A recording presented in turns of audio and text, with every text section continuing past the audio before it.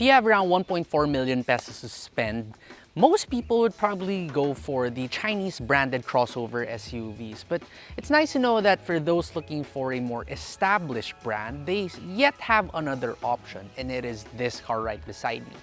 This is the 2024 Hyundai Creta in the top trim GLS trim. Today, let's see what Hyundai has to offer with their latest subcompact crossover SUV offering. So let's explore its exterior first. And the hood, it looks very short, but right in front of it, to make up for the semi-weird short-looking hood, you have this very interesting looking grille.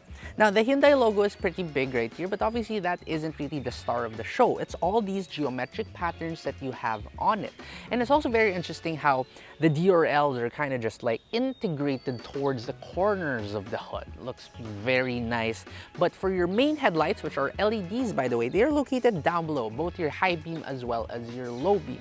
But your turn signals, well, they are still just halogens. For the side of the Creta, you'll immediately notice how small this car is. Even if you compare this to a lot of the cars in its class, it really does look tiny. It looks very short, that is. But this compact size will later on translate to a more nimble driving experience. So stay tuned for our driving segment. Now, what do you get over here? You get a couple of character lines, you get some chrome on your door handles, and you even get smart keyless entry, plus a remote start function. And if you get this top-of-line GLS trim, it even comes with a two-tone exterior, so you get a black roof. For your rims, you get 17 inches wrapped in Kumho tires too, and you even get repeaters on your wing mirrors. For the rear, the front grille's design, it kind of reflects here too. It has a very quirky and definitely unique set of tail lamps right here. So you get a triple split lighting system.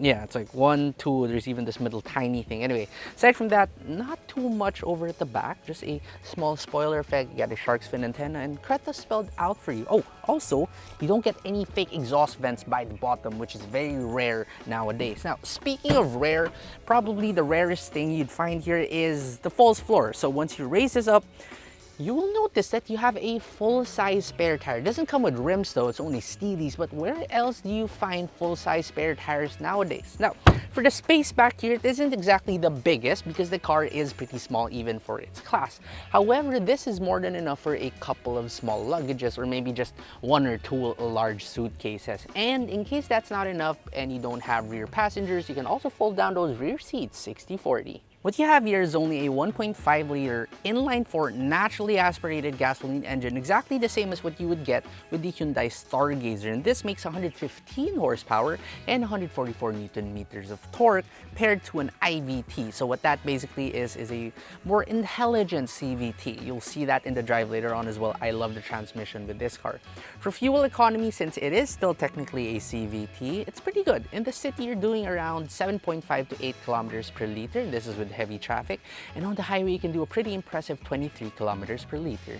Now we drive the Hyundai Creta, and driving this, it's pretty surprising. I really didn't expect it to drive this well, but when it comes to like your daily driving needs, this is pretty comfortable. It is definitely tuned to be a little bit firmer than usual, but that does translate to a pretty decent dynamic driving experience. So as I'm pushing it right now over this fast bend, the chassis and the suspension can really easily keep up. There is a little bit of a hop though as you go fast over the bend and you encounter a little bit of a speed bump. But overall, for the size of this vehicle, for the weight of it, the height of it, it's pretty good. It really doesn't feel like a high riding crossover.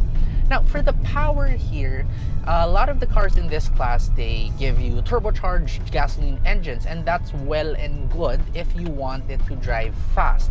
But the downside, of course, with a turbocharged engine is there is a little bit of a turbo lag. Turbo needs to spool.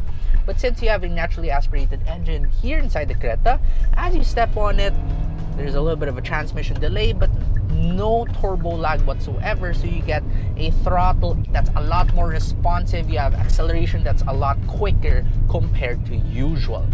Also, this uses an IVT, which is like an intelligent CVT. So what this gives you is about the efficiency of a CVT transmission, but it also gives you a better response, and it also has this ability to somehow simulate gear shifts just like a regular automatic, which makes it feel a lot more natural. It makes it feel a little bit more engaging. Now we check the door. The door feels solid, but the sound, it's only about okay. Now, sitting inside the interior of the Hyundai Creta, and at first glance, it looks like a very premium cabin. You have this two-tone color scheme, right? But the very moment you touch them, well, yeah, they are all hard-touch plastics. The only time that you're gonna feel any sort of soft touchness right here would be this center armrest, which is minimally padded, as well as the elbow rest you have on your door card. But the rest of this, yeah, they feel solid, but they are probably cheap plastic. Now, thankfully, your steering wheel, that is leather wrapped, and it is tilt and telescoping, plus you get so much buttons here for advanced driver assistance systems. We'll talk about that later. Now let's move on to the screens first. You have a dual screen setup. You have a 10.25-inch instrument cluster that's also customizable, and the graphics are pretty good and easy to read. By the center, you have an 8-inch infotainment screen with wireless Apple CarPlay and Android Auto.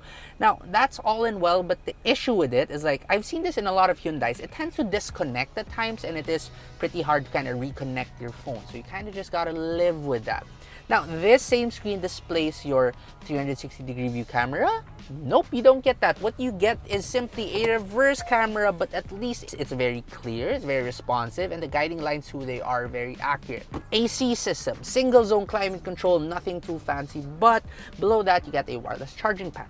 And also, this center console is where you'll find your driving mode selector switch plus your traction mode selector switch, and you also get an electronic parking brake with auto hold. That was pretty hard to say.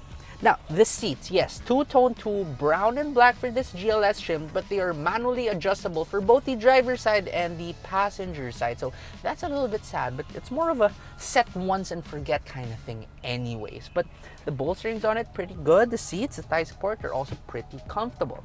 Now, let's move on to the tech features. So advanced driver assistance systems. You don't get adaptive cruise control, but you do get forward collision warning with autonomous emergency braking. You get a rear cross traffic alert system. You get blind spot monitoring with automated braking if needed, and you even get lane keeping assist. However, when it comes to other safety features, such as the most basic thing out there called airbags, you get state-of-the-art amounts of them. And by that, I mean you only get 2 airbags for the front, and that's about it, despite being the top-of-line trim of the Hyundai Creta. Now for the back seats, we check the door first. Now, it not only feels solid, but it also sounds solid now here at the back. And anyway, once you are seated back here, it's actually pretty impressive. Despite the size of this vehicle, you still get an impressive amount of space. So legroom is pretty good, headroom is also pretty good, and usually if you have great legroom in a small car, you can have extremely thin and unsupportive seats, but for the Creta, it's really good. The seats, they have good thigh support. The backrest is also pretty good when it comes to the incline, and it doesn't feel thin at all. This does feel like a good place to be in, even for longer journeys. And speaking of that, it's going to be comfortable too, because you have your own 2 air vents at the back. You have a USB-A port. You even have this center armrest right here with 2 cup holders. However, remember how I said this car only has 2 airbags, so no matter how comfy you get, I think there's just going to be this slight nagging feeling inside you that just in case something happens, you don't get a single airbag back here. But yeah, look past that. Now let's talk about whether or not you can see 3 people here at the back. And yeah, I think you can, because even if the car is pretty narrow, it just is so spacious in here, and like the center tunnel, it isn't too big or tall or wide either. So yeah, 3 people doable for short to medium journeys. What is pretty engaging with the Creta is its steering, because this uses an electronic steering system, an electronic power steering system, yet it's a little bit more weighted and a little bit more feedback giving compared to other cars in this class, which are just super light or super numb or super vague. Yes, it still isn't the most communicative out there, but for an EPS system, it truly isn't bad.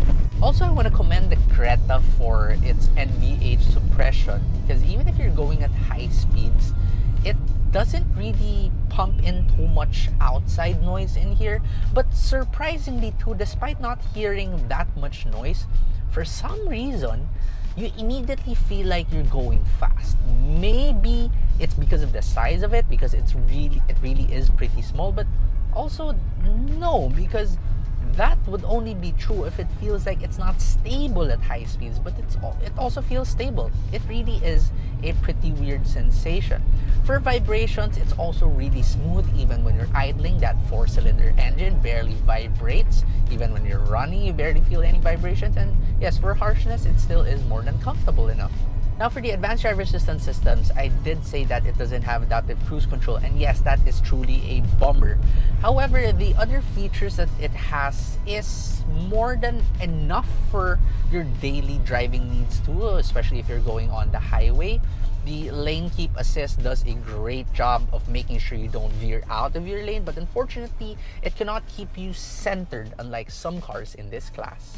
So let's give this car a verdict now. But first, its pricing. It costs 1,388,000 pesos. And honestly, for that price, you get more than enough tech, you get more than enough driving comfort, and even some sort of driving fun, refinement, all of that.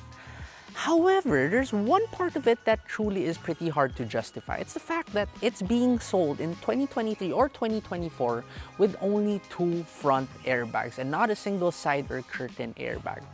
Now, if you ask me, is it still worth it at this amount? Well, honestly, I'd probably say yes if I can overlook the fact that it only has 2 airbags, but I'll leave it up to you. Do you value having extra 4 airbags or maybe extra 5 airbags? But if you don't, then this Hyundai Creta in this GLS trim is more than worth it, and I don't think that you will ever regret buying this.